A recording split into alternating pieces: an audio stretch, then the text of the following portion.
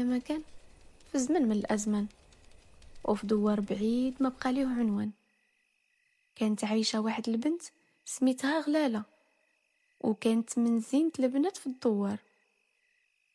غلالة كانت عايشة وسط عائلة فقيرة، الأم مريضة مسكينة والأب فقير ومعدوم، وكان عندها جوج خوتها صغار، وكانوا مساكين لا فطروا ما يتغداو وإلا تغداو ما يتعشاو.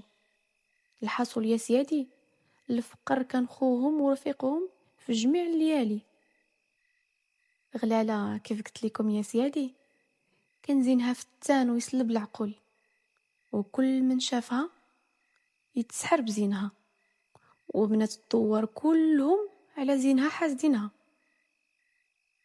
وفي واحد العام حمل الواد وهاج على الدوار كله، وهلك الزرع والبهيمة، وما بقى في دار غلالة ما ياكل الصغير ولا الكبير.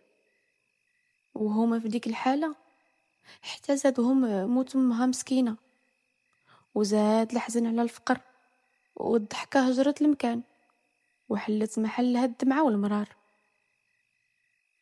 ومشات ايام وجات ايام، الاب مسكين فاش شاف ولادو في ديك الحالة فكر يتزوج بشي مرة اللي تحسن ليه بولادو وتخفف عليهم حرقة موت امهم. وليني هاد المرة ما حسن الاختيار، حيت عوض ما تكون ام حنينة على دوك الوليدات وتعوضهم على حنان امهم اللي فقدوه، كانت قاسية ما تسكن قلبها رحمة ولا شفقة. وكانت غلالة مسكينة هي أكتر وحدة كتحقر عليها، حيت كانت هي الكبيرة فيهم، وغيرتها منها وحسدها عمليها البصيرة، ولاش قدر كله عليها، وبقات كتعاملها بحال شي خدامة، منها تسقي الماء وتحطب وتعجن وتطيب، هكا باش يدبل زينها ويضعف عودها.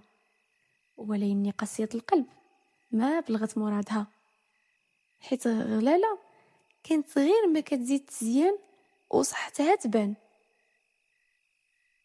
ودازت شلا ايام على داك الحال، وقاسية القلب زاد نار الحقد والسم في قلبها، وبدات تفكر ليها في شي حيلة اللي تهنى منها في خطرة، حيت شافت بلي كاع ديك التمارة والشقة ما جابت معاها نفع. وفي واحد النهار من ايامات الله